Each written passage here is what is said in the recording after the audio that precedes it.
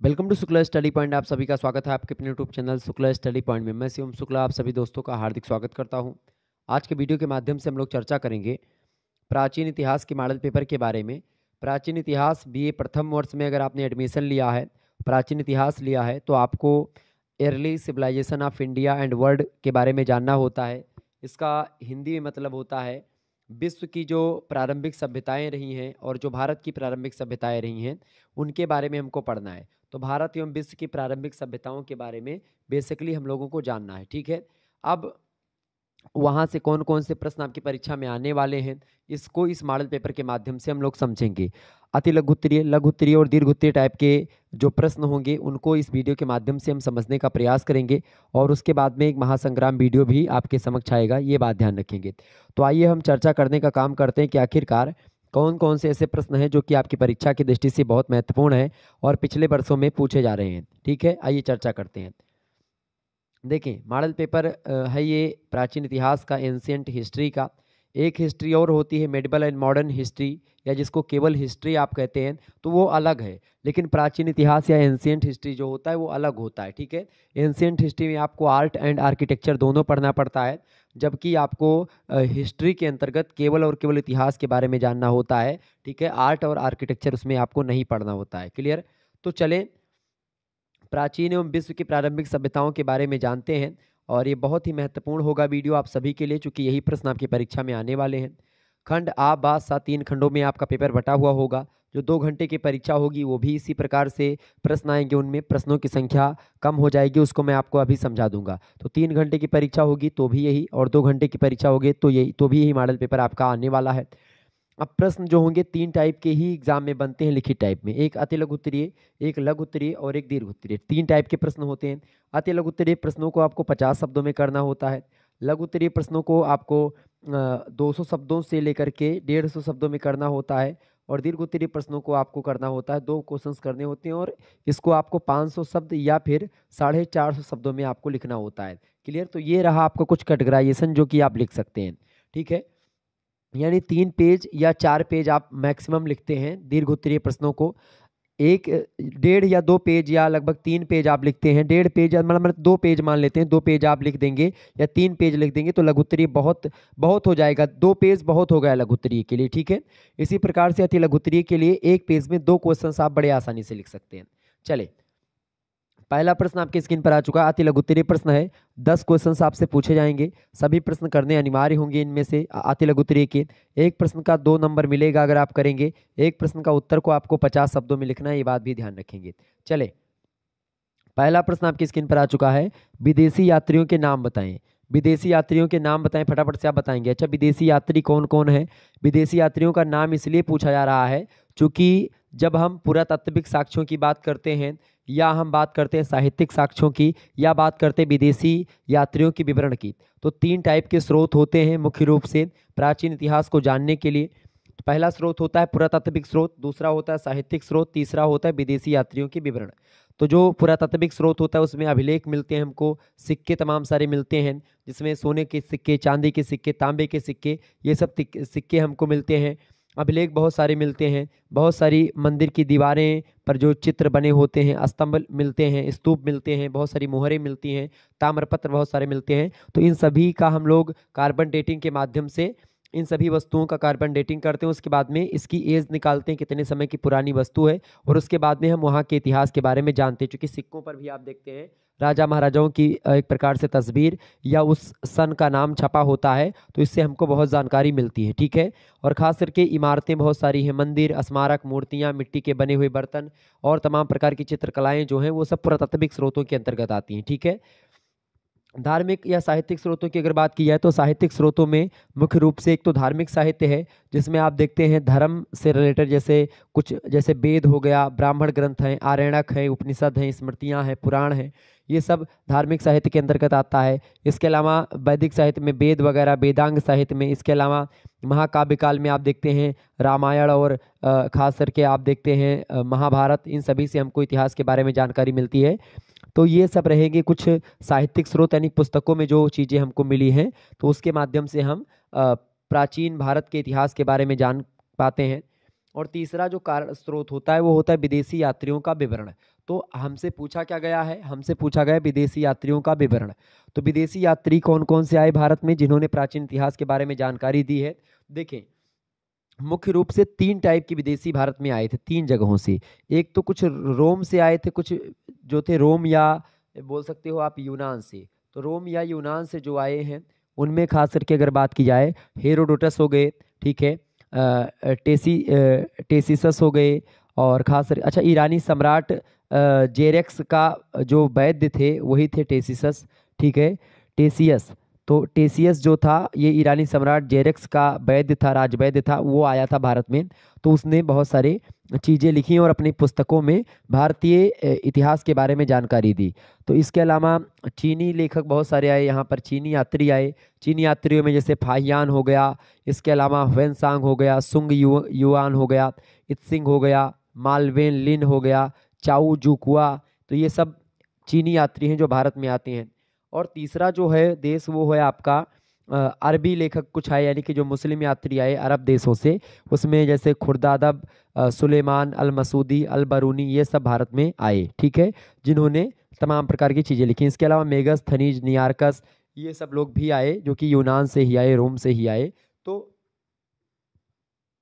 मतलब अलग से आए कुछ लोग यहाँ से। तो आप देखेंगे विदेशी यात्री जो आए भारत में उन्होंने अलग अलग पुस्तकें लिखी, जैसे मेगास्थनीज ने इंडिका पुस्तक लिखी, ठीक है, ये बात ध्यान रखेंगे। और इसी प्रकार से और भी पुस्तकों का रचना जो हुई है, खास करके जैसे आप देखते हैं इब्न बतूता आता है, वो भी एक प्रकार से लिखता है। तो ऐसे ऐसे बहुत सारे लेखक आते हैं भारत में, मतलब विदेशी यात्री जो कि भारत में आते हैं और भारत के संदर्भ में अपनी पुस्तकों में लिखते हैं। तो वहाँ से हमको उस समय के इतिहास के बारे में जानकारी मिलती है। तो यही यहाँ पर पूछा गया था। तो विदेशी यात्रियों के नाम आप लिख सकते हैं कौन कौन से। तो भारत में विदेशी यात्रियों में जैसे Nearchus, Megasthenes, Fahien, Xuanzang, Alberuni, Al Masudi, Sulaiman, ये सब आप नाम लिख सकते हैं, ठीक है। इत्सिंग। आगे देखें, दूसरा प्रश्न आपकी स्क्रीन पर आ चुका है। पुरातत्व की परिभाषा दीजिए। पुरातत्व क्या होता है भैया? पुरातत्व जानते हैं क्या होता है? पुरातत्व का सीधा संबंध उसी काल से होता है जिस काल में साक्ष्य बने या लिखे गए थे। मतलब कि अगर आप देखेंगे तो पुरातत्व का सीधा सा मतलब होता है एक अध्ययन की शाखा।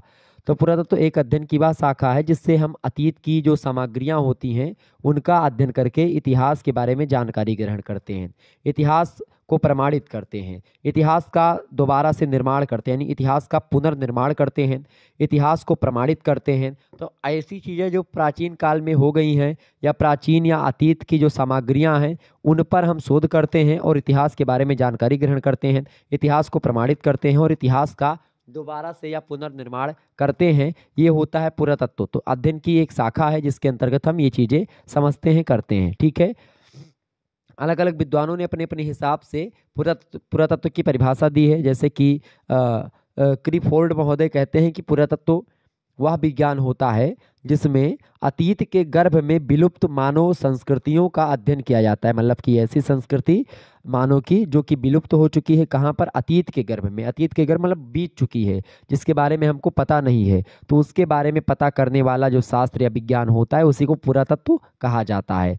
गार्डन चाइल्ड महोदय कहते हैं कि भौतिक अवशेषों के माध्यम से मानव के क्रियाकलापों का ज्ञान जो होता है वही होता है पुरातत्व, ठीक है। तो भौतिक अवशेष जो कि हमको मिले हैं उनके माध्यम से हम मानव के जो क्रियाकलाप थे प्राचीन काल के उनको हम जानते हैं और वही विज्ञान होता है आपका क्या? पुरातत्व, ठीक है। इसके अलावा ग्राहम क्लार्क महोदय कहते हैं कि मानव अतीत के पुनर्निर्माण के साधन के रूप में पूरा अवशेषों के क्रमबद्ध अध्ययन को पुरातत्व कहा जाता है। तो जब पुनर्निर्माण के साधनों के रूप में हम पूरा अवशेषों का क्रमबद्ध रूप से जब अध्ययन करते हैं तो उसी को हम पुरातत्व कहते हैं। इसके अलावा अगले विद्वान आते हैं बीबी लाल जी। बीबी लाल महोदय कहते हैं कि पुरातत्व जो होता है विज्ञान की एक शाखा होती है, एक ऐसी शाखा होती है जो क्या करती है? अतीत मतलब जो बीत गया है, अतीत की मानव संस्कृतियों को क्या करता है? व्याख्यायित करता है। मतलब उसकी व्याख्या करता है, जो अतीत में चीज़ें बीत गई हैं जब हम और आप नहीं थे उस समय की चीज़ों के बारे में हमको जानकारी देता है। तो ये है पुरातत्व। आपका समझ में आ गई चीज़ें? समझ में आ गया होगा। आगे बढ़ते हैं। तीसरा प्रश्न आपकी स्क्रीन पर आ चुका है, सिंधु सभ्यता के बारे में कुछ बताएं। सिंधु सभ्यता क्या है भाई? सिंधु सभ्यता के बारे में आप कुछ बताएं। सिंधु सभ्यता की बात की जाए तो भारत का इतिहास सिंधु घाटी सभ्यता से कुल मिलाकर के प्रारंभ होता है, और हड़प्पा सभ्यता के नाम से सिंधु घाटी सभ्यता को भी हम जानते हैं, ये बात आप ध्यान रखेंगे। और सिंधु घाटी जो सभ्यता है लगभग 2500 ईसा पूर्व की है। 2500 ईसा पूर्व दक्षिण एशिया के पश्चिमी भाग में सभ्यता का विस्तार होता है। सिंधु सभ्यता मिस्र, मेसोपोटामिया और भारत और चीन की 4 सबसे बड़ी प्राचीन नगरीय सभ्यताओं में से मतलब सबसे ज़्यादा उन्नत सभ्यता आप मान सकते हो इसको। तो भारतीय पुरातत्व विभाग को सन 1924 में सिंधु घाटी सभ्यता की खोज इन लोगों ने करी 1924 में। तो इस प्रकार से आप देखते हैं सिंधु घाटी सभ्यता से बहुत सारी चीज़ों की खोज की गई, जैसे मनुष्य के शरीर की बलुआ पत्थर की जो मूर्तियां बनी है वो मिली हैं। एक अन्नागार मिला है हमको बड़ा, जिसमें हम एक प्रकार से जो कृषि करते थे उससे जो हमको अनाज मिलता था, मतलब हमको नहीं मिलता था, उस समय के लोगों को मिलता था, तो वो लोग उसको रखते थे, तो उसके लिए एक गोदाम टाइप का अन्नागार था सबसे बड़ा। इसके अलावा बैलगाड़ी मिली है, विशाल स्नानागार मिला जहाँ पर लोग नहाते थे, कांस की नर्तकी की मूर्ति मिली है, पशुपति महादेव की मुहर मिली है, भगवान महादेव की पूजा वगैरह वो लोग किया करते थे पशुपति की, और दाढ़ी वाले मनुष्य के पत्थर की मूर्ति मिली है। और इसके अलावा बुने हुए कपड़े भी मिले हैं वहाँ से सिंधु घाटी सभ्यता से, हड़प्पा सभ्यता से। हड़प्पा और बेबीलोन के बीच व्यापार का केंद्र बिंदु एक प्रकार से ये सिंधु सभ्यता या हड़प्पा सभ्यता और बेबीलोन की सभ्यता के बीच में व्यापार का केंद्र बिंदु था भारत। और इसके अलावा आप देखते हैं बिल्ली और कुत्ते के पदचिन्ह भी मिले हैं। हिरन उस समय हुआ करते थे, इसके भी साक्ष्य मिले हैं। अग्नि की वेदिका मिली है, ऊँट की हड्डियाँ भी प्राप्त हुई हैं, लकड़ी का हल मिला है, मानव निर्मित बंदरगाह भी वहाँ से मतलब मिले हैं। इसके अलावा गोदीवाड़ा और चावल की भूसी मिली है, तो इससे चावल यानी धान की खेती का पता लगाया जा सकता है। शतरंज वो लोग खेलते थे, इस बात का भी पता चला सिंधु घाटी सभ्यता के लोग।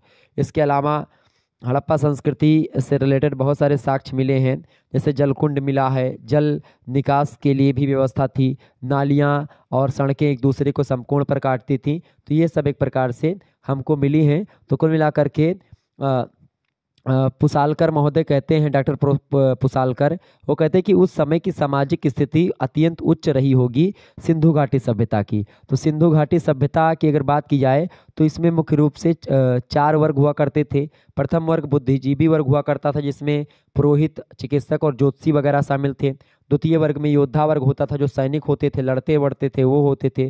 तृतीय वर्ग व्यापारियों का होता था, शिल्पियों का, कलाकारों का होता था।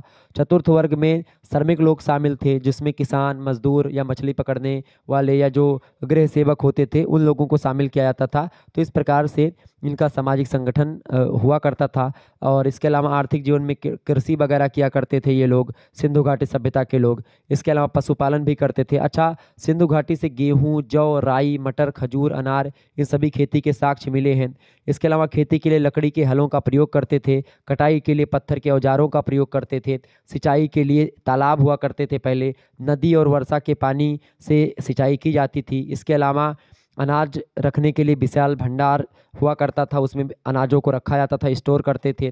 भंडारों के बाहर ही पीसने की व्यवस्था होती थी, कि जैसे गेहूं है तो गेहूं पीसने की व्यवस्था उसी अन्नागार के बगल में हुआ करती थी। पशुपालन में ये लोग रुचि लेते थे, और खास करके बैल, ऊँट, भैंस, भेड़, बकरी ये सब पालते थे। सुअर, हाथी, कुत्ते, बिल्ली ये सब भी पालन हुआ है सिंधु घाटी सभ्यता में, इसके भी साक्ष्य मिले हैं। नाप तौल के लिए भी व्यवस्था थी, खास करके खुदाई में चौकोर बांट मिले हैं, क्योंकि जब खुदाई हुई सिंधु घाटी सभ्यता की तो चौकोर यानी चौड़े चौड़े बांट मिले हैं, इस तरीके के बांट हुआ करते थे, ठीक है, जिससे तौल हुआ करती थी। और यहाँ के निवासी धातु से बनी तराजू का उपयोग करते थे। तो इस प्रकार से इन लोगों की चीज़ें थी। धार्मिक लोगों की अगर बात की जाए यहाँ पर, तो महिला, तमाम प्रकार की छोटी छोटी महिला की मूर्तियाँ मिली हैं, ठीक है, टोरा कोटा की, ठीक है। और इसके अलावा ये उर्वरता की देवी इनको मानते थे, जो महिला की मूर्ति मिली है। नील नदी की पूजा देवी मान करके करते थे। पुरुष देवता के रूप में मोहरों पर 3 भृंगी चित्र पाए गए हैं।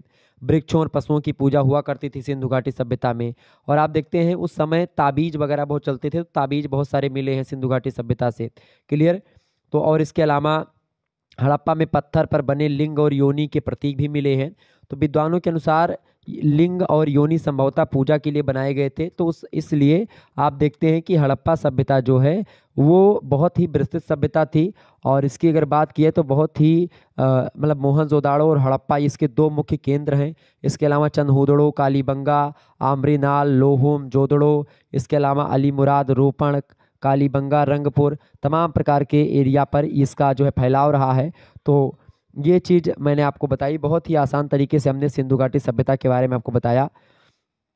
चौथा क्वेश्चन आप देखेंगे, प्रश्न आपकी परीक्षा की दृष्टि से बहुत ही महत्वपूर्ण है। प्रश्न है, सैंधव सभ्यता के धार्मिक विश्वासों को बताइए। सैंधव सभ्यता के धार्मिक विश्वासों को बताइए। धार्मिक विश्वासों की सबसे पहली बात यह है कि सिंधु घाटी सभ्यता के लोग मातृ देवी की उपासना करते थे। क्योंकि जब खुदाई हुई सिंधु घाटी सभ्यता की तो कई प्रकार की जो स्त्री है यानी नारी जो हैं, यानी कि स्त्री की मूर्तियाँ मिली हैं, नारी की मूर्तियाँ मिली हैं। इससे पता चलता है कि सिंधु समाज में मातृ देवी की उपासना हुआ करती थी। और सिंधु समाज में मातृ देवी को कई रूप में दिखाया गया है। आपको बता दूं कि नारी की कुछ ऐसी मूर्तियां प्राप्त हुई हैं सिंधु घाटी सभ्यता से जो शिशु को स्तनपान करा रही हैं, कुछ ऐसी मिली हैं। यह जननी का देवीकरण है, मतलब कि एक प्रकार से जो जननी जन्मभूमि से चा स्वर्गादेपी गरी इसी बात पर खरी उतरती है। तो इस प्रकार से एक माँ जो स्तनपान करवा रही है उसका चित्र मिला है। इसका मतलब जो है उस माँ का आप सोचें कि कितना ज़बरदस्त एक प्रकार से ममत्व रहा होगा। तो वो जननी की देवी मानी जाती हैं। और इसी तरह की नारी की एक मूर्ति के गर्भ से वृक्ष निकलता हुआ दिखाया गया है। तो और इसके अलावा वनस्पति जगत के सृष्टिकरण का प्रतीक भी मानी जाती हैं वो, कि भाई सृष्टि की उत्पत्ति नारी से हुई है, इस बात के भी साक्ष्य मिलते हैं। तो ये सिंधु घाटी सभ्यता में पहली धार्मिक मान्यता। दूसरी धार्मिक मान्यता सिंधु सभ्यता की ये थी भाई कि लिंग और योनि की उपासना करते थे। चूंकि तमाम प्रकार के मतलब आप देखते हैं पत्थरों पर लिंग और योनि बने हुए हैं और उनकी पूजा लोग किया करते थे। अधिकांश विद्वानों के अनुसार ये छल्ले ही योनियाँ होते थे। और जो छल्ले मिले हैं चीनी मिट्टी और सीप के बने हुए मोहनजोदड़ो और हड़प्पा से मिले हैं, तो वो योनि होती थी और जिनकी पूजा सिंधुवासी जनन शक्ति के कारण मतलब करते थे। जनन की देवी या जनन के देवता माने जाते थे वो। तो एक तरीके से ये पूजा होती थी। तीसरी पूजा जो होती थी सिंधु घाटी सभ्यता में वो शिव भगवान की यानी कि पशुपति की पूजा करते थे लोग। लिंग और मूर्ति दोनों रूप में भगवान शंकर की उपासना ये लोग किया करते थे। ठीक है। इसके अलावा चौथी बात है, वृक्ष की उपासना करते थे, पेड़ पौधों की पूजा करते थे, वृक्षों की देवी हुआ करती थी। और वो प्राकृतिक मतलब प्रकृति की देवी जो हैं वो उन्हीं की पूजा करते थे। इसके अलावा जो अगली बात है, ये पशु उपासना भी करते थे। चूँकि मोहनजोदाड़ो और हड़प्पा के खुदाई से तमाम प्रकार के छोटे बड़े हाथी मिले हैं, बकरे मिले हैं, बैल भैंस और तमाम प्रकार के पशु की मूर्तियां मिली हैं हमको। तो वो मूर्तियां जो हैं उनकी पूजा भी होती रही है। ठीक है। तो वहाँ पर भी पशु पूजा की बात होती थी। और गाय पूजा के संबंध में कुछ निश्चित रूप से कहा नहीं जाता है, क्योंकि गाय सिंधुवासियों के लिए पूज्य थी अथवा नहीं थी, इस संदर्भ में बहुत ज़्यादा मतभेद है। कदाचित बैल की ही भांति भैंसे को भी शक्ति का प्रतीक समझा जाता था उस समय। तो इस तरीके से आप देखते हैं बैल को शक्ति के प्रतीक के रूप में पूजा जाता था। और बैल के समान ही अनेक जो है जगहों पर आप देखते हैं भैंसों के चित्र भी मिले हैं, जिससे पता चलता है कि भैंसों को भी पूजा जाता था। ठीक है। और इसके अलावा आप देखते हैं एक सींग वाले बैल भी मिले हैं। तो कई प्रकार की पूजा हुआ करती थी। इसके अलावा सूर्य और अग्निदेव की पूजा हुआ करती थी, भगवान सूर्य की उपासना हुई है। इसके अलावा और तमाम प्रकार के ताबीज वगैरह मिले हैं। तो ये सब पूजा हुआ करती थी सिंधु घाटी सभ्यता में, ये बात ध्यान रखेंगे। तो ये थी सिंधु सभ्यता के धार्मिक विश्वासों की एक सूची जो मैंने आपको समझाई बताई। आगे देखिएगा, पांचवा क्वेश्चन आपकी स्क्रीन पर आ चुका है। ये प्रश्न बहुत ही महत्वपूर्ण है, ध्यान से सुनेंगे इस प्रश्न को। प्रश्न है, आर्यों की विशेषताएं बताइए। आर्य लोग कौन थे भाई? आर्य कहाँ से आए थे, कौन थे, इसके बारे में कुछ बताएं। तो आर्यों के बारे में आपसे पूछा जा रहा है कि आर्य कौन थे। आर्यों की बात की जाए तो सिंधु सभ्यता का जब पतन होता है उसके बाद में आप देखते हैं भारत में जिस सभ्यता का उदय हुआ है वो सभ्यता आर्य या वैदिक सभ्यता के नाम से जानी जाती है। आर्य शब्द का मतलब होता है पवित्र वंश। आर्य का मतलब होता है पवित्र। ठीक है। तो पवित्र वंश या आर्य का मतलब होता है श्रेष्ठ या श्रेष्ठता को इंगित करता है जो आर्य शब्द है वो। क्लियर। तो आर्य शब्द जो है ये जन समूह या प्रजाति को मुख्य रूप से संबोधित करता है। और सबसे पहले आर्य शब्द का प्रयोग वेदों में लिखने वालों ने किया। वेदों में आर्यों का उल्लेख किया गया है। और अपने को आर्य जो थे वो श्रेष्ठ बनाते थे, और जिन पर इन्होंने विजय प्राप्त करी थी उनको दस्य या दास कहा जाता था। तो दो प्रकार का वर्ग उस समय हुआ करता था, एक आर्य और एक अनार्य। तो अनार्य वो थे जिन पर आर्यों ने कब्जा कर लिया था। ठीक है, आर्यों के मूल निवास की अगर बात की जाए तो आर्य जो लोग हुआ करते थे, ये बड़ा ही इसमें बड़ा पेचीदा सा सवाल है ये कि आर्य कहाँ से आए थे, कहाँ के थे। इसका जवाब कोई विद्वान नहीं दे सका है। अलग अलग विद्वानों ने अपने अपने हिसाब से बताया है। कुछ विद्वान इनको बताते हैं कि आर्य मध्य एशिया से आए थे, लगभग 1500 ईसा पूर्व के आसपास भारत में आकर के बस जाते हैं। आर्यों का निवास स्थान मध्य एशिया माना जाता है विद्वानों के अनुसार। मैक्स मूलर कहते हैं कि भारतीय आर्यों के आदि ग्रंथ ऋग्वेद और ईरानी आर्यों के प्रथम ग्रंथ जैन अवेस्ता में अद्भुत समानता है। आर्य मध्य एशिया से आकर के भारत में बसे हैं, इसी आधार पर ये मैक्स मूलर महोदय बताते हैं। ठीक है, तो आर्य लोग ऐसे थे। ठीक है, अच्छा, आर्य अनार्य हुए और उसके बाद में फिर आर्य जो थे उन्हीं का एक प्रकार से आर्यों से और 3 वर्ग का निर्माण हुआ, और जो अनार्य हुआ करते थे वो जाकर के शूद्र वर्ग बनता है बाद में। आप देखेंगे जब जो वर्ण व्यवस्था आती है यहीं से शुरू होती है। पहले आर्य अनार्य हुआ करते थे, फिर आर्य से 3 वर्ग आप के बनते हैं, ब्राह्मण क्षत्रिय वैश्य, और शूद्र को अनार्य कहा जाता था पहले। तो वो आकर के अलग अलग विद्वानों ने बताया है, ये मैं एकदम कन्फर्म नहीं है। तो जो आर्य लोग हुआ करते थे, ये सभ्यता ग्रामीण सभ्यता हुआ करती थी। इससे पहले सिंधु सभ्यता जो थी वो एक नगरीय सभ्यता थी, और जो आर्य सभ्यता थी या वैदिक सभ्यता थी ये 3000 वर्ष पुरानी है, जबकि सिंधु सभ्यता ये 5000 वर्ष पुरानी है। उसके बाद में सिंधु घाटी सभ्यता के बाद में आर्य सभ्यता या वैदिक सभ्यता का सूत्रपात होता है। आर्य सभ्यता के लोग लोहे का प्रयोग जानते थे, लोहे का प्रयोग ये लोग करते थे, जबकि सिंधु घाटी सभ्यता के लोगों को लोहे का ज्ञान नहीं था। ठीक है, इसके अलावा आर्य लोग मछली नहीं खाते थे, आर्यों में मछली खाना वर्जित था, जबकि सिंधु घाटी सभ्यता के लोग मछली खाते थे। ठीक है, अच्छा, वैदिक सभ्यता में आएंगे आप देखेंगे आर्य सभ्यता में, तो आर्य या वैदिक संस्कृति में आप देखेंगे घोड़ा पालतू पशु हुआ करता था, जबकि सिंधु घाटी सभ्यता में घोड़े जो पशु थे उनसे लोग अपरिचित हुआ करते थे। आर्य जो थे अपने मृतकों को जलाते थे, जैसे आज हिंदू धर्म के लोग जो है जलाते हैं, ऐसे आर्य लोग जो थे, आर्य बेसिकली सनातनी हिंदू ही थे। तो वो लोग अपने जो शव होते थे जब कोई मर जाता था तो उसको जलाते थे, लेकिन सिंधु घाटी के लोग जो होते थे ये जब कोई मर जाता था तो उनको भूमि में गाड़ देते थे, जैसे आजकल मुस्लिम लोग करते हैं। तो ऐसे होता था। जो आर्य सभ्यता है या जो वैदिक सभ्यता है, वैदिक सभ्यता आर्य सभ्यता बात एक ही है। तो वैदिक सभ्यता जो है पितृसत्तात्मक समाज हुआ करता था, जबकि सिंधु घाटी सभ्यता में मातृसत्तात्मक व्यवस्था थी। माताएं मतलब मातृ देवी की पूजा होती थी, माताएं प्रधान मुखिया होती थी घर की, जबकि वैदिक सभ्यता में पुरुष प्रधान हो गया। और वैदिक लोग जो थे वो गाय की पूजा करते थे, जबकि सिंधु घाटी सभ्यता में सांड या बैल की पूजा हुआ करती थी, भैंसों की पूजा हुआ करती थी। ठीक है, ये अच्छा, आर्य लोग जो थे मूर्ति पूजा पर विश्वास पहले शुरू में नहीं करते थे, बाद में आकर के मूर्ति पूजा शुरू होती है। सिंधु घाटी सभ्यता के लोग मूर्ति पूजा किया करते थे। ठीक है, तो सिंधु घाटी सभ्यता के लोग भी सनातनी कैटेगरी ही के ही थे, चूंकि उस समय खास करके आप देखेंगे कोई धर्म विशेष नहीं था, भगवान शंकर की पूजा हुआ करती थी। तो भगवान शंकर जो है वो आदि देवता है, महादेव हैं।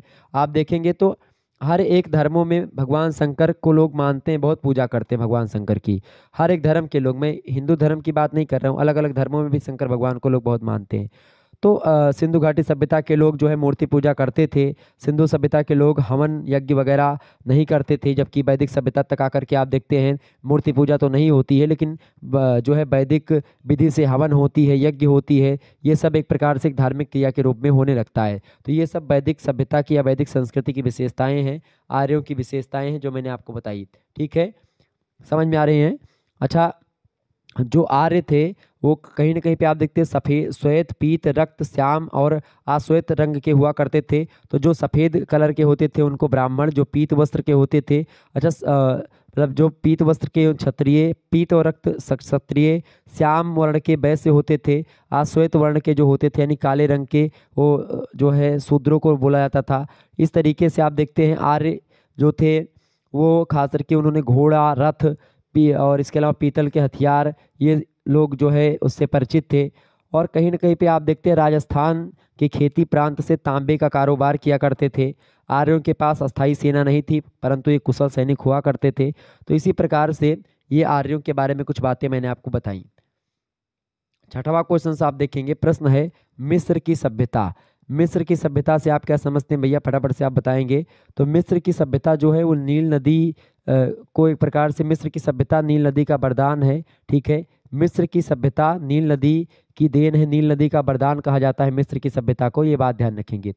तो विश्व की प्राचीन सभ्यताओं में से एक सभ्यता है मिस्र की सभ्यता। ठीक है, और मेसोपोटामिया की सभ्यता एक सभ्यता है सुमेरियन की सभ्यता, एक है बेबीलोन की सभ्यता, एक है असीरिया की सभ्यता, एक है चीन की सभ्यता, एक है यूनान की सभ्यता और एक है रोम की सभ्यता।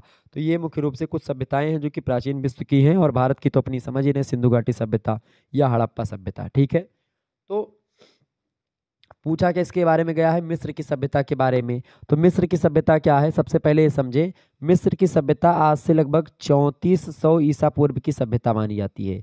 3400 ईसा पूर्व जो है ये सभ्यता मानी जाती है, 3400 ईसा पूर्व पुरानी सभ्यता है।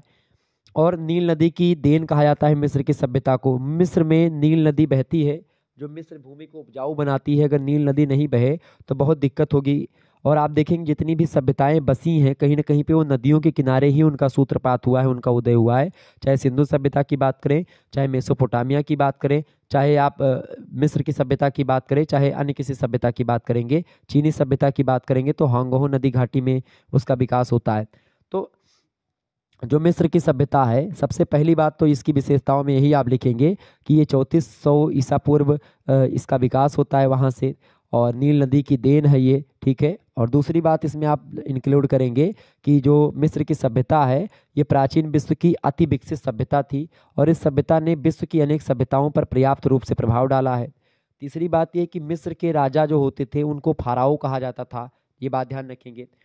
चौथी बात यह है कि जो मिस्र के राजा हुआ करते थे वो ईश्वर के प्रतिनिधि हुआ करते थे, और जो राजा होते थे उनको सूर्य देवता का पुत्र भी माना जाता था, और उनको भगवान के हिसाब से, मतलब भगवान के रूप में पूजा जाता था। और जब राजा मरते थे तो उनका पिरामिड वगैरह बना दिया जाता था। ठीक है, मरने के बाद में राजा के शरीर को पिरामिड नामक मंदिर में सुरक्षित रख दिया जाता था, और इसलिए रखा जाता था ताकि बाद में फिर कहीं पर आत्मा अगर आए, मान्यता थी कि भाई दोबारा से जिंदा होंगे हमारे राजा। तो आप देखते हैं गीजा का पिरामिड जो है वो सबसे बड़ा पिरामिड बनाया गया, क्योंकि वो राजा जो थे वो बड़ा महान राजा थे, तो उनको जब वो मर जाते हैं तो उनको ऐसे बना दिया जाता है। ठीक है, ताकि, और उसमें सब सामान रख देते हैं ताकि जिंदा हो वो। ठीक है, और इसीलिए उनको पिरामिड में सुरक्षित उनके शरीर को रख देते थे लोग पहले। तो पिरामिडों को बनाने का श्रेय फाराओं के वजीर अमहोटेप को जाता है, और मृतकों के शवों को सुरक्षित रखने के लिए शवों पर रासायनिक द्रव्यों का लेप किया जाता था ताकि शव जो हो खराब ना हो, जो मृतक का शरीर है वो खराब ना हो। और ऐसे जो मृतक को अगर हम उसमें रखते थे पिरामिडों में, तो इस प्रकार के शव को हम मम्मी कहते हैं। मम्मी एक मूवी भी आई थी बहुत पहले, बड़ी ज़बरदस्त मूवी थी, तो उसमें आपको ये मिस्र की सभ्यता के बारे में जानकारी मिली है। अगर आपको सिंधु घाटी सभ्यता के बारे में जानना, मोहनजोदाड़ो मूवी देख लेंगे ऋतिक रोशन वाली, उसमें आपको बहुत सारी जानकारियाँ मिल जाएंगी। ठीक है, अभी पेपर है मत देखिएगा, लेकिन अगर आपको समझना होगा तो देख सकते हैं। तो ये है भैया मिस्र की सभ्यता। अगली सभ्यता आपकी है 7वें नंबर पे सभ्यता आपकी, मतलब 7वां प्रश्न है मेसोपोटामिया की सभ्यता। मेसोपोटामिया की सभ्यता की बात की जाए तो ये आज से 3200 ईसा, मतलब 3200 ईसा पूर्व से लेकर के 600 ईसा पूर्व तक की सभ्यता जो है ये मानी जाती है। इस समय तक की सभ्यता है ये। कौन सी? मेसोपोटामिया की सभ्यता। मेसोपोटामिया की सभ्यता जो है ये खास करके इराक, आप देश अगर नाम सुने होंगे इराक ईरान का, तो इराक जो देश है उसी में खास करके इस सभ्यता का उदय होता है, और मिस्र सभ्यता के ही समकक्ष रही है सभ्यता और मेसोपोटामिया की सभ्यता। ठीक है, और यूनानी भाषा में मेसोपोटामिया का मतलब होता है नदियों के बीच की भूमि। मेसोपोटामिया का शाब्दिक अर्थ क्या होता है? दो नदियों के बीच की भूमि को मेसोपोटामिया कहा जाता है। ठीक है, चूंकि इस नदी का जो मेसोपोटामिया नदी है, ये दो नदियां बहती हैं इराक में, यूनान भाषा में, मतलब इराक में आप देखेंगे, एक तो है दजला और एक है फरात। दजला और फरात नदियों के बीच का जो क्षेत्र है उसी में इस सभ्यता का विकास होता है मेसोपोटामिया का। ठीक है, तो इसीलिए इसका नाम मेसोपोटामिया रख दिया गया है, चूंकि यूनानी भाषा का शब्द है मेसोपोटामिया, मेसोपोटामिया या मेसोपोटामिया, जिसका मतलब होता है दो नदियों के बीच की भूमि। ठीक है, और उपजाऊ होती है, चूंकि दो नदियों के बीच के क्षेत्र को हम दुआब कहते हैं भारत में। ठीक है, और यूनानी भाषा में उसी को मेसोपोटामिया कहा जाता है। दजला और फरात दो नदियों के बीच में ये सभ्यता है, क्लियर, स्थित थी। और प्राचीन काल में दजरा और फरात नदी जो है उसके बिल्कुल दक्षिणी भाग को सुमेर कहा जाता था। तो इस प्रकार से जब उसको सुमेर कहते थे, तो इसीलिए आप देखते हैं सुमेरियन सभ्यता भी आती है। तो सुमेर सभ्यता जो थी वो भी एक प्रकार से इसी के आसपास की सभ्यता हुआ करती थी। 3500 ईसा पूर्व ये सभ्यता आती है। और धर्म और मंदिर के जो विशिष्ट स्थल हुआ करते थे सुमेरियन सभ्यता में, उसको जिगुरत कहा जाता था। ठीक है, राजा ही मंदिर का सबसे बड़ा पुरोहित हुआ करता था सुमेरियन सभ्यता में। लेखन कला सुमेरियन सभ्यता की ही देन है। और कीलाकार या कीलाक्षर लिपि का आविष्कार जो किया है वो सुमेरियन सभ्यता के लोगों ने ही किया है। अच्छा, सुमेरियन सभ्यता के लोग जो थे वो खास करके आप देखते हैं कि जो कीलाक्षर लिपि है उससे क्या करते थे, वे तेज नोक वाली वस्तु से मिट्टी की पट्टियों पर लिखा करते थे। और उन्होंने ही समय मापने के लिए सबसे पहले 60 अंक की कल्पना की थी और चंद्र पंचांग का भी प्रयोग किया था सुमेरियन सभ्यता के लोगों ने। ठीक है, और ये सारी चीज़ें बताई थी सुमेरियन सभ्यता के लोगों ने। ठीक है, अच्छा, इसके बाद में जो है सुमेरियन लोगों ने जिस सभ्यता का निर्माण किया उसी के आधार पर बेबीलोन की सभ्यता का भी विकास होता है। तो बेबीलोन की सभ्यता जो है ये सुमेरियन सभ्यता या सुमेरियन लोगों की ही देन है। अच्छा, जो बेबीलोन की सभ्यता का सबसे मुख्य नगर होता था उसको निपुर कहा जाता था। बेबीलोन का एमोराइट राजवंश का प्रसिद्ध शासक जो था उसका नाम था हम्बुराबी। बड़ा फेमस शासक हुआ है ये हम्बुराबी। ठीक है, और हम्बुराबी कानूनों की एक संहिता का निर्माण करता है, बड़ी फेमस कानून की संहिता हम्बुराबी की संहिता। और हम्बुराबी विश्व का पहला शासक था जिसने सबसे पहले कानूनों का संग्रह करवाया था, या सबसे पहले संविधान मान सकते हो कि एक कानून की जो पुस्तक है उसको लिखा था। ठीक है, तो ये थी भैया आपकी बेबीलोन की सभ्यता। इसके बाद में यही सभ्यता आप देखते हैं हम्बुराबी के शासनकाल में यह सभ्यता जो थी बेबीलोन की सभ्यता, बेबीलोन का सांस्कृतिक उपनिवेश था असीरिया। तो असीरिया की सबसे बड़ी देन उसकी शासन प्रणाली थी, तो इसी को असीरियन सभ्यता भी कहते हैं। तो ये जो मेसोपोटामिया की सभ्यता है इसी से ही रिलेटेड है सुमेरियन सभ्यता, बेबीलोन की सभ्यता, असीरियन सभ्यता। ये सब सभ्यता इराक ईरान के आसपास आप देखेंगे आपको मिलेगी। ठीक है, तो ये चूंकि आप देखेंगे असीरियन सभ्यता में भवन निर्माण कला, चित्रकला में बड़ी फेमस सभ्यता थी ये। तो ये थी भाई कुछ सभ्यताएं जिसके बारे में मैंने आपको बताया। 8वीं सभ्यता आपकी चीनी सभ्यता। चीनी सभ्यता की अगर बात की जाए तो चीनी सभ्यता जानते ही होंगे, हांगहो नदी की घाटी में चीन की सभ्यता का विकास होता है। और चीन के उत्तरी क्षेत्र में ये नदी स्थित है हांगहो, वहीं पर चीनी सभ्यता स्थित है। चीन की सभ्यता वहीं पर स्थित थी। और क्षेत्र विश्व के क्षेत्र से अत्यधिक उपजाऊ क्षेत्रों में से एक मानी जाती है ये होंगो नदी का जो एरिया है। ठीक है, चीन का विशाल मैदान जो है वो खास करके वो होंगो नदी घाटी का एरिया माना जाता है। होंगो नदी को पीली नदी भी कहते हैं, ये बात ध्यान रखेंगे। और इसीलिए चीन की प्राथमिक सभ्यता को हम पीली नदी घाटी सभ्यता या पीली सभ्यता के नाम से भी जानते हैं, पीली नदी घाटी सभ्यता कहते हैं। क्लियर? तो किस ऑब्जेक्टिव में अगर प्रश्न पूछेगा तो क्या पूछेगा, किस सभ्यता को हम जो है पीली सभ्यता कहते हैं, तो आप बताएंगे चीनी सभ्यता को हम पीली नदी घाटी सभ्यता कहते हैं। अच्छा, इसी दौरान जब चीन की सभ्यता थी तो इसी दौरान चीन में जो है एक प्रकार से वैज्ञानिक दृष्टि से बहुत ही महत्वपूर्ण सभ्यताएं मानी जाती है। और इसके अलावा कागज और छपाई का आविष्कार जो है इसी सभ्यता के द्वारा ही उदय होता है। कागज का आविष्कार हुआ या छपाई का आविष्कार हुआ तो चीनी सभ्यता की ही देन है।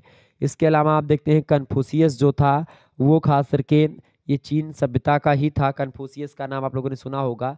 ठीक है, और पुच्छल तारा सबसे पहले चीन में ही 240 ईस्वी में देखा गया था। तो ये सभ्यता जो है आपकी बड़ी फेमस सभ्यता है। और आप देखेंगे ईसा पूर्व में, ठीक है, पुच्छल तारा की परिकल्पना जो है ये कन्फ्यूशियस वगैरह के समय काल में ही आती है। उसके बाद में थोड़ा सा दिशा सूचक केंद्र का आविष्कार भी चीन से ही होता है। तो इस तरीके से वर्ष में 365 दिन होते हैं और सबसे पहले इसकी खोज जो हुई है चीन से ही हुई है, ये बात ध्यान रखेंगे। और पेय पदार्थ के रूप में चाय का सबसे पहले आविष्कार जो हुआ है या प्रयोग किया है वो चीनियों ने ही किया है। तो इस तरीके से चीन की सभ्यता थी।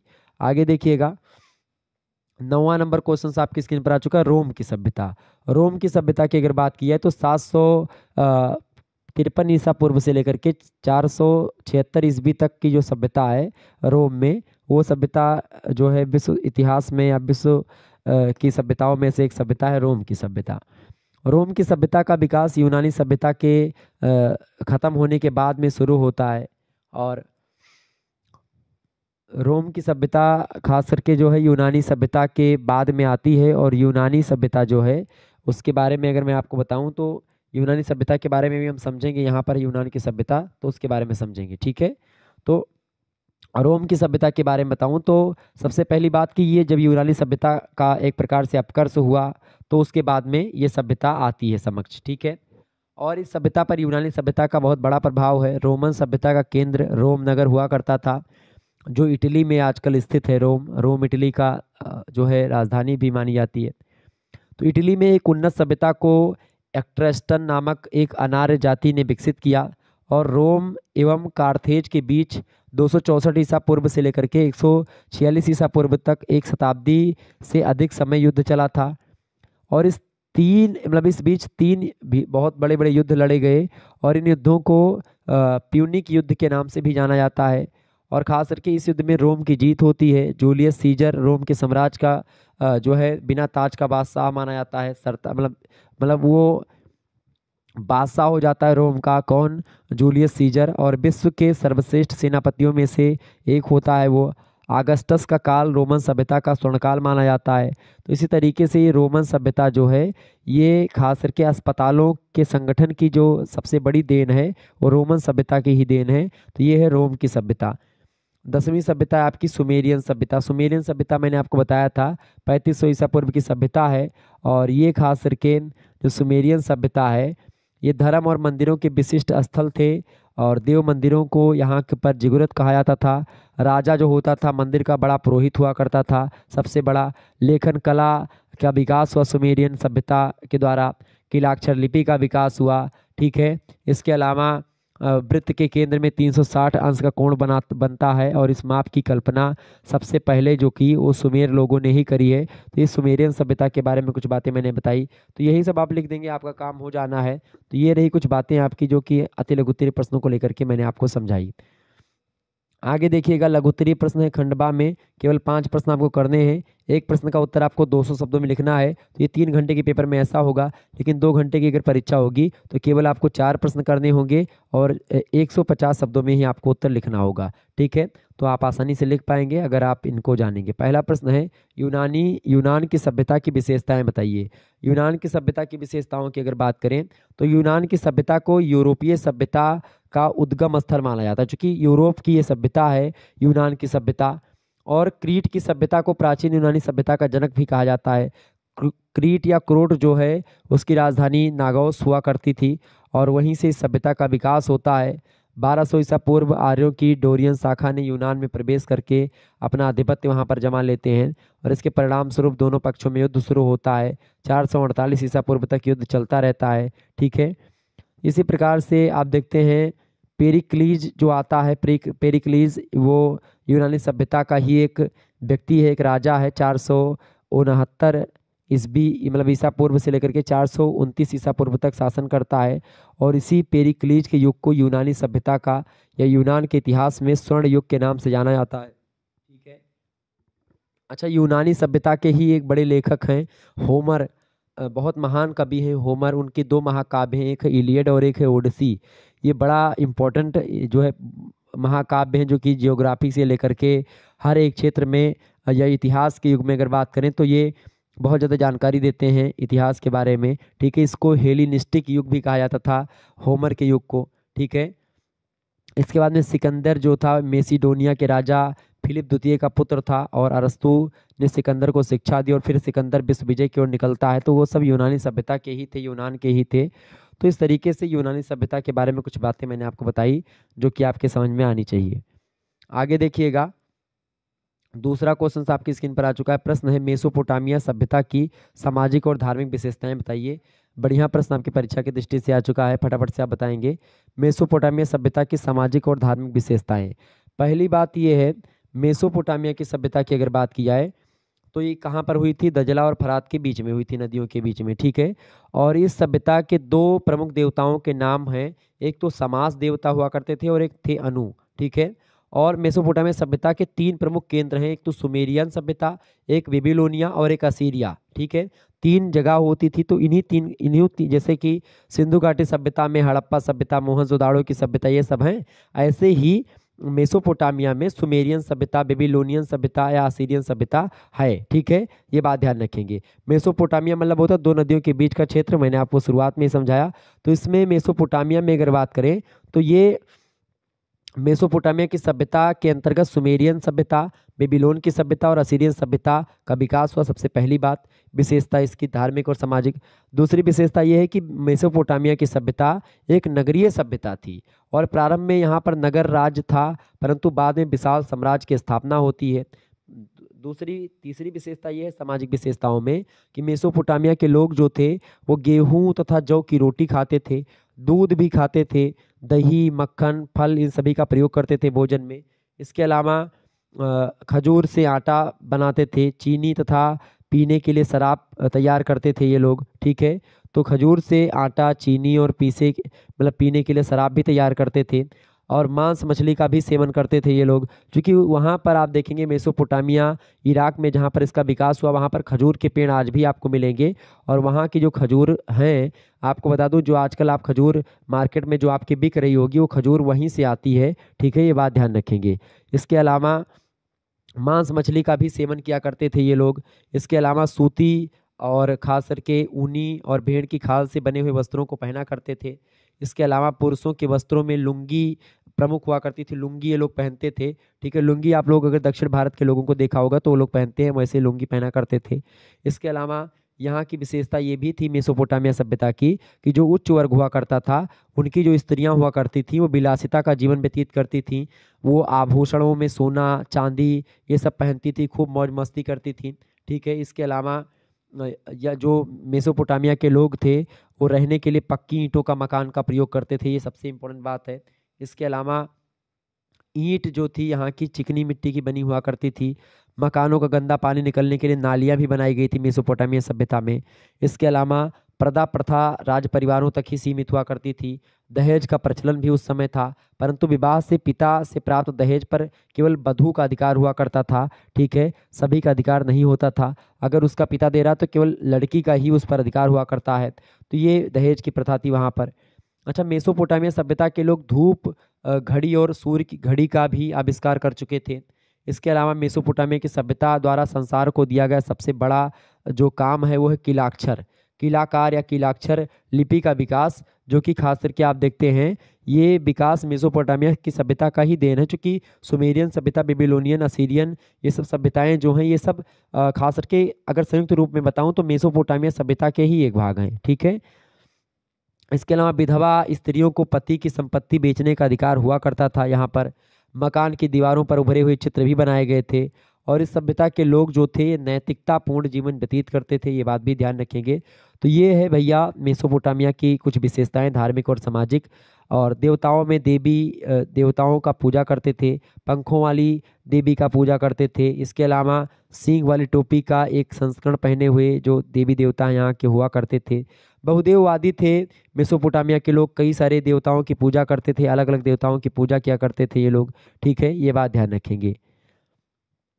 अच्छा, ये लोग बताते थे कि भाई ब्रह्मांड गोलाकार है जिसमें 3 स्तर हैं, जहाँ देवता रहते हैं और जहाँ तारे मौजूद हैं, और उसके नीचे पृथ्वी से 3 स्तरों से ऊपर, मतलब पृथ्वी जो है ये दो, मतलब एक स्तर है और इसके ऊपर जहाँ पर तारे हैं एक स्तर है कि ब्रह्मांड जो गोलाकार है। तो इस तरीके से जहाँ देवता रहते हैं एक वो, एक जहाँ पर तारे मौजूद हैं वो, और एक पृथ्वी जो है वो, मतलब एक पृथ्वी के नीचे 3 स्तर हैं ब्रह्मांड में। इस तरीका का ज्ञान इन लोगों के पास था और दिया करते थे ऐसे। ठीक है, आगे देखते हैं।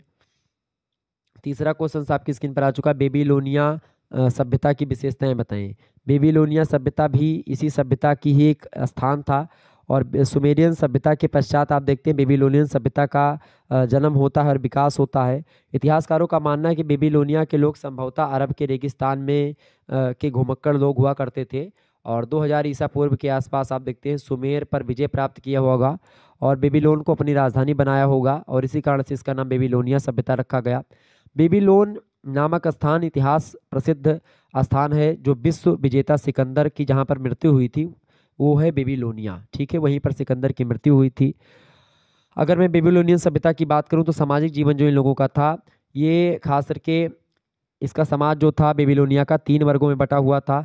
एक उच्च वर्ग हुआ करता था, एक मध्यम वर्ग और एक निम्न वर्ग। राजनीतिक जीवन की अगर बात करूं तो यहाँ का सबसे प्रमुख शासक जो था वो हम्बुराबी था। हम्बीराबू को विश्व का प्रथम कानून निर्माता माना जाता है। जो तीसरा इसका सबसे बड़ी विशेषता है वो है आर्थिक जीवन की। आर्थिक जीवन में यहाँ के लोगों का जो आर्थिक जीवन का मुख्य आधार था वो कृषि था, कृषि पर आधारित था। इसके अलावा लिपि, शिक्षा और साहित्य की अगर बात की जाए तो बेबीलोनिया में हम्बुराबी के शासनकाल से पहले आप देखते हैं कीलाक्षर लिपि का आविष्कार हो चुका था और 300 शब्द जो है कीलाक्षर लिपि में हुआ करते थे। इसके अलावा वैज्ञानिक प्रगति भी आप देखेंगे यहाँ पर हुई है, क्योंकि बेबीलोनिया सभ्यता में आप देखते हैं कि इन लोगों को खगोल शास्त्र का ज्ञान था, ज्योतिष शास्त्र का बड़ा अच्छा ज्ञान था। यहाँ के लोग जोड़ना, घटाना, गुणा भाग करना भी जानते थे। और इस सभ्यता के लोगों ने जल घड़ी, सूर्य घड़ी, ये सभी का निर्माण किया था। तो ये बेबीलोनिया सभ्यता की कुछ विशेषताएं हैं जो मैंने आपको बताई।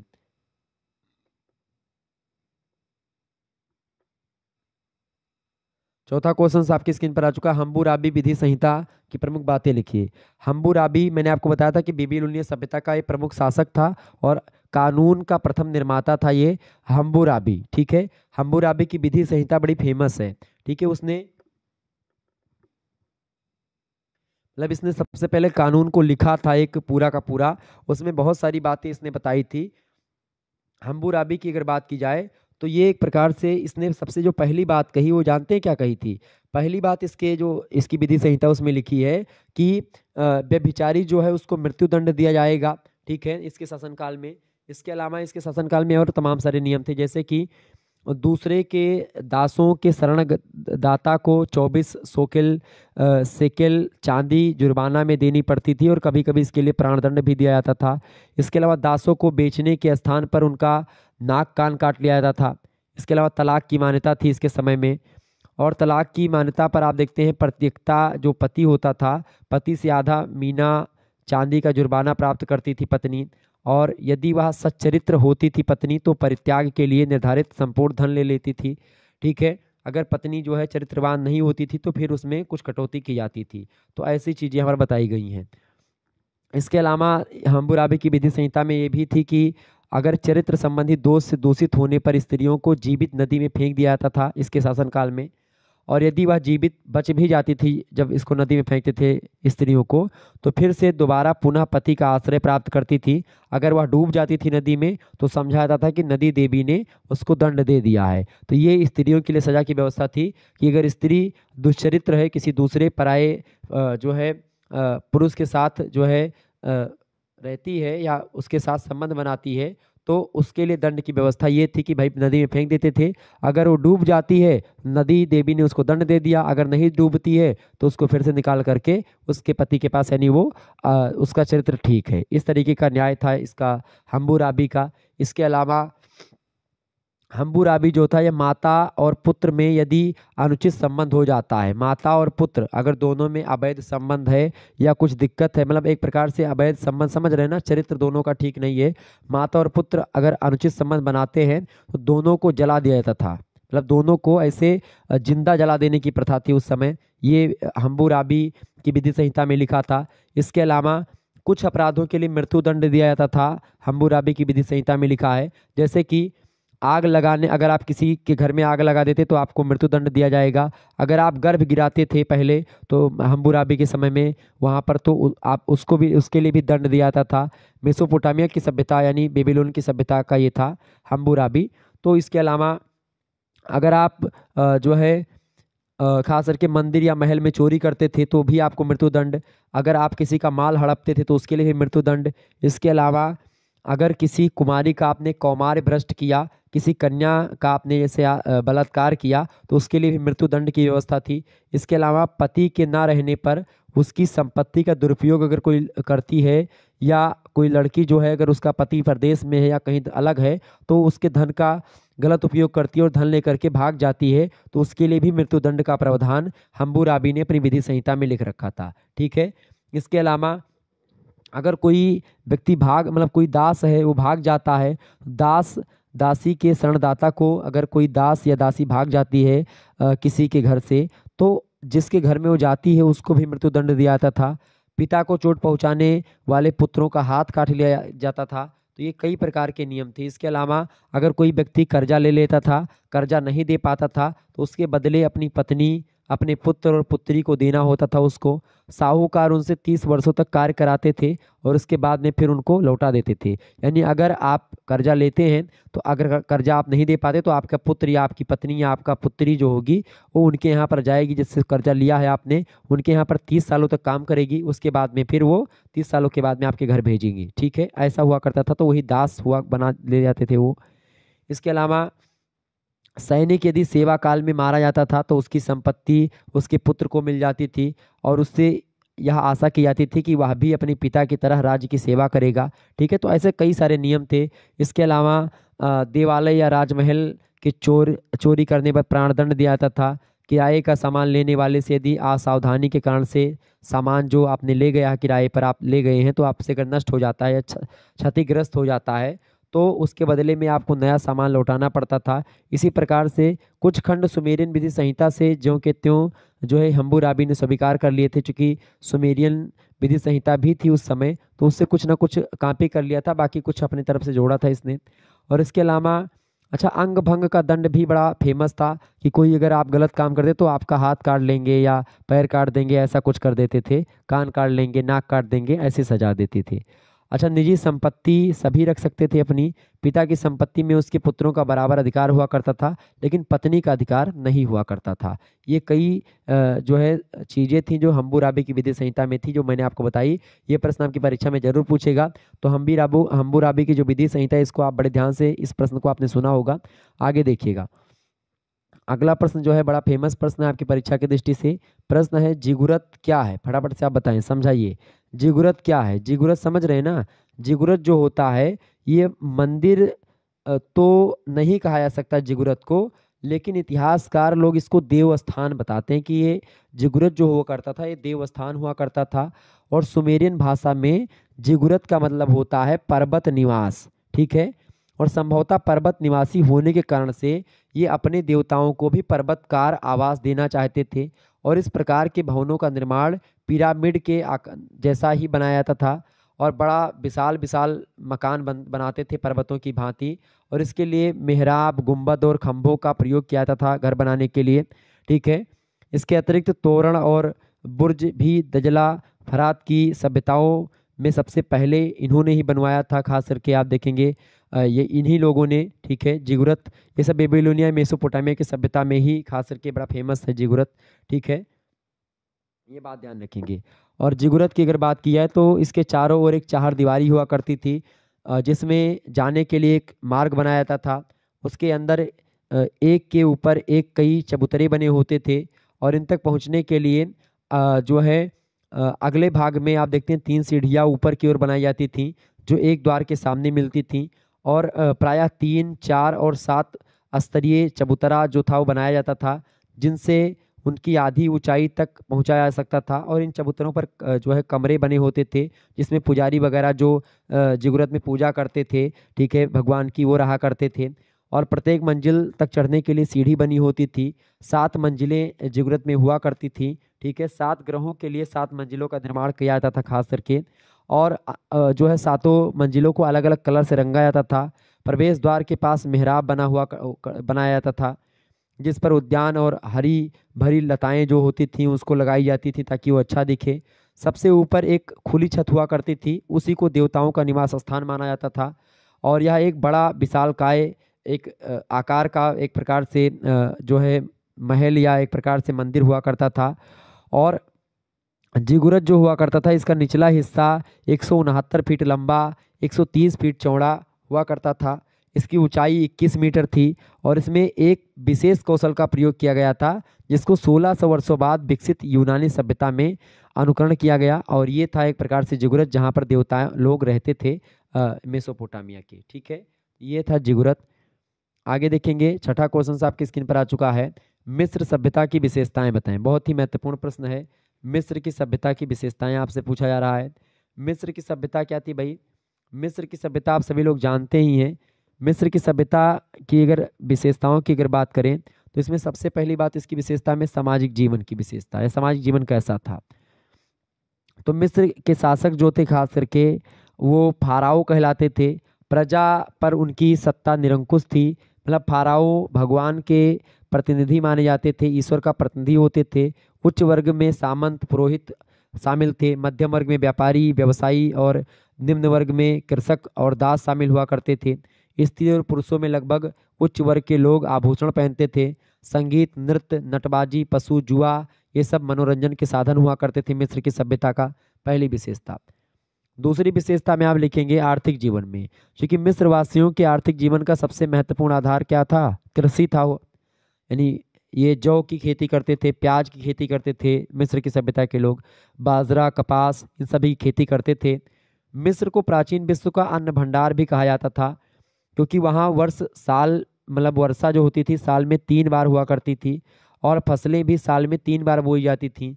बकरी, गधा, कुत्ता, गाय, ऊंट, सुअर, ये सब पालतू पशु हुआ करते थे मिस्र की सभ्यता के।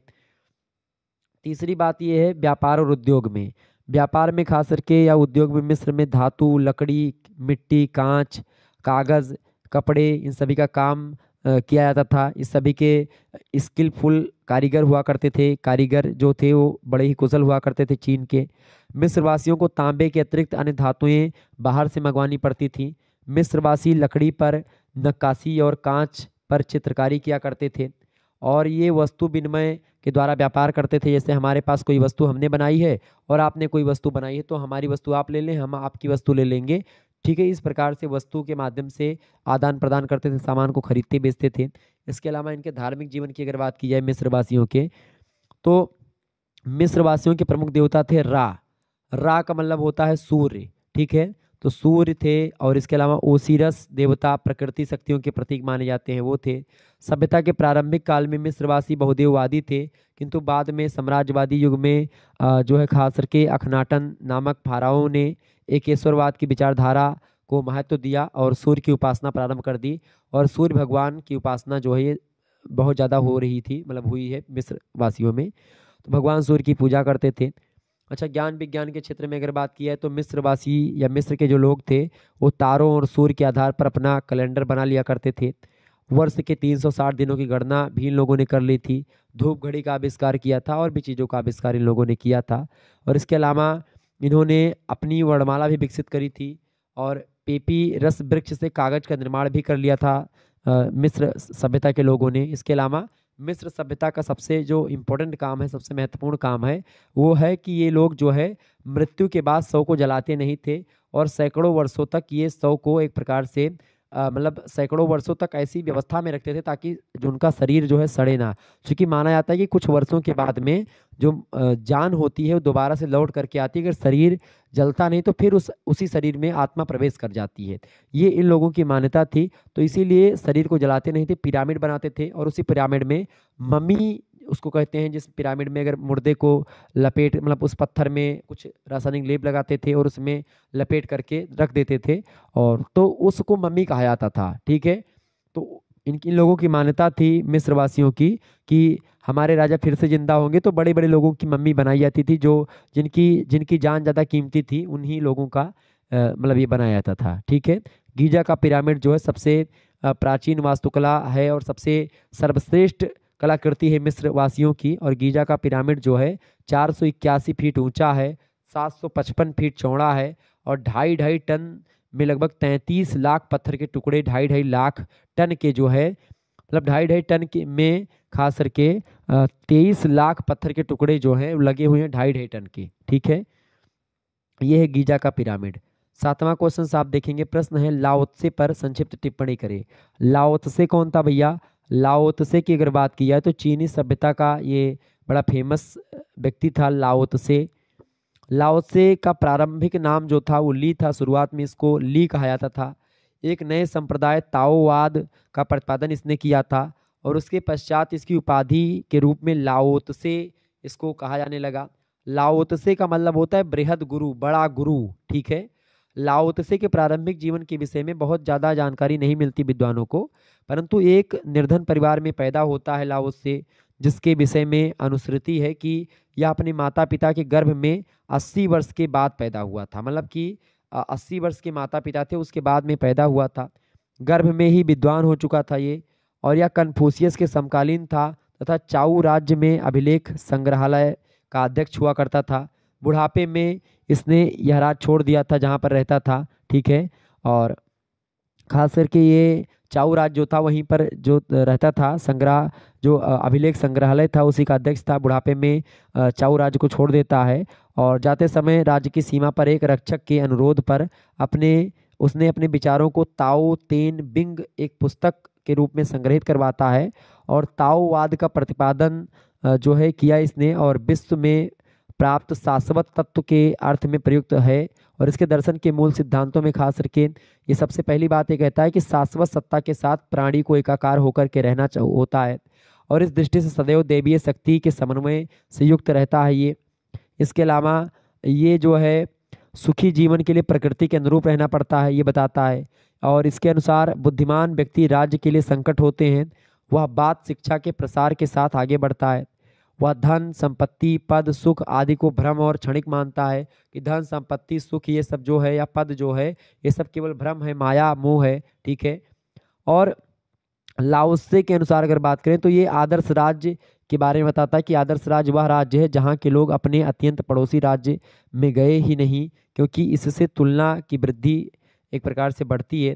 तो ये सारी चीज़ें बताता है ये। इसके अलावा संसार में शक्ति ही सबसे श्रेष्ठ है, लाओसे बताता है। इसके लिए क्षमा प्रेम धैर्य इन सभी गुणों को अपने अंदर जागृत करना चाहिए। दूसरों को नष्ट नहीं करना चाहिए, जो नष्ट मतलब जो कष्ट दे रहा है दूसरों को कष्ट नहीं देना चाहिए, जो दूसरों को कष्ट दे रहा है उसको भी सुख पहुंचाने की बात सोचनी चाहिए। अगर कोई आपको कष्ट बार बार दे रहा है तो उसको भी आप जो है कष्ट ना पहुंचाएं, उसको आप उसके मदद करें, उसको सुख पहुंचाएं, ये लाओसे कहता था, ठीक है। चाइना या चीन सभ्यता का ये फेमस व्यक्ति था। आगे बढ़िए, 8वां क्वेश्चन आपकी स्क्रीन पर आ चुका। प्राचीन मिस्र की सभ्यता से संबंधित रोचक तथ्य बताइए कुछ। बताएं भाई रोचक तथ्य के बारे में, किसके बारे में रोचक तथ्य? प्राचीन मिस्र की सभ्यता जो थी उसके बारे में कुछ रोचक तथ्य। तो प्राचीन सभ्यता के कई सारे रोचक तथ्य हैं, जैसे कि सबसे पहला रोचक तथ्य जो है, जो अनसुनी बातें होंगी शायद आपके लिए, ठीक है, मिस्र के सभ्यता से रिलेटेड। पहली बात तो ये है कि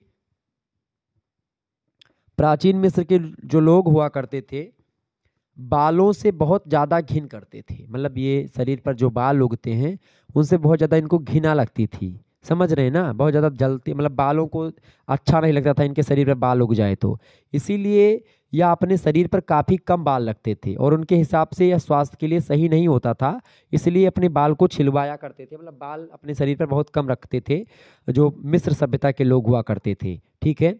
जैसे आप देखते होंगे आजकल के हीरो हीरोइन जो हैं वो वैक्स वगैरह करवा लेते हैं, ठीक है, तो बाल अपने शरीर पर नहीं रखते हैं, जो रुएं होते हैं शरीर पर उनको हटवा लेते हैं। बहुत सारे हीरो हीरोइन को आपने देखा होगा। तो ऐसे ये लोग भी प्राचीन मिस्र की सभ्यता के लोग करते थे, पहला तथ्य। दूसरा तथ्य जो ये है प्राचीन मिस्र की सभ्यता का, वो ये है कि मिस्र के लोग जो थे वो सुरमा लगाना पसंद करते थे, मतलब सुरमा जानते हैं, आंखों में सुरमा लगाया जाता था, तो सुरमा ये लोग लगाते थे खूब ज़्यादा। इसके अलावा मेकअप बहुत ज़्यादा करते थे, मेकअप करना भी मिस्र के लोगों को बड़ा पसंद हुआ करता था। दूसरी बात, ये सब बात मैं बहुत अंदर से ढूंढ करके लाया हूँ, ये बात ध्यान रखेंगे। तीसरी बात मिस्र की सभ्यता की जो रोचक तथ्य है वो ये है कि जो मिस्र के सभ्यता के लोग थे ये अपने दांतों की सफाई पर बहुत ज़्यादा ध्यान देते थे। ये क्या करते थे कि अपने दांतों को साफ करने के लिए वो राखी का इस्तेमाल करते थे। राखी समझ रहे हैं, राख जो जलाने के बाद में जो राखी होती है, राख होती है, उसका इस्तेमाल करते थे अपने दांतों को सफाने के लिए, ठीक है। चौथी बात ये है रोचक तथ्य में कि जो मिस्र के जो लोग थे यानी प्राचीन मिस्र में जब राजा की मौत हो जाती थी तो उनके नौकर को भी उनके साथ ही दफना दिया जाता था, ताकि नौकर को दफनाने के लिए सबसे बड़े नौकर को पहले बेहोश किया जाता था, फिर उसके बाद में उनको दफना दिया जाता था। अच्छा, दफनाते इसलिए थे नौकरों को राजा के साथ, राजा अगर मर गया तो राजा के शरीर की मम्मी बनती थी, ठीक है, और मम्मी जब बनती थी तो उसमें नौकर वगैरह को बेहोश करके उसको भी उसके साथ जो है बंद कर देते थे, ताकि आत्मा अगर आए राजा इनके सबके पास तो कहीं ना कहीं पे अगर राजा जीवित हो जाएं तो भी उनके लिए व्यवस्था, नौकर जो है वहाँ पर राजा के लिए हर एक चीज़ हाजिर करता रहे, चूंकि राजा को देवताओं का प्रतिनिधि मानते थे ये लोग। ये रोचक तत्व। पांचवा जो इम्पोर्टेंट बात है, रोचक तथ्य है कि प्राचीन मिस्र में अधिकतर लोग जो थे ईसाई धर्म को मानते थे, परंतु बाद में मुसलमान के आक्रमण के कारण से ये धीरे धीरे जो ये लोग थे ये मुसलमान हो जाते हैं और मुसलमानों की संख्या बढ़ जाती है और आज यह देश मुस्लिम देश माना जाता है। जो मिस्र देश है, जो मिस्र की सभ्यता है, वहाँ के लोग पहले ईसाई थे, बाद में मुस्लिम हो जाते हैं। ठीक है। और छठी बात यह है कि प्राचीन मिस्र में अधिकतर लोग जो थे वो गणित की अच्छी जानकारी रखते थे, तो मैथ में बड़े इंपॉर्टेंट, मतलब कि बड़े जानकार थे मैथ के ये लोग। तो ये थी प्राचीन मिस्र की सभ्यता की कुछ रोचक बातें जो मैंने आपको समझाई। देखिए अगला प्रश्न जो है, ये सब प्रश्न इंपॉर्टेंट है, केवल 2 प्रश्न आपको करने हैं खंडसा से। 500 शब्दों में एक प्रश्न का उत्तर आपको लिखना है, ये बात ध्यान रखेंगे।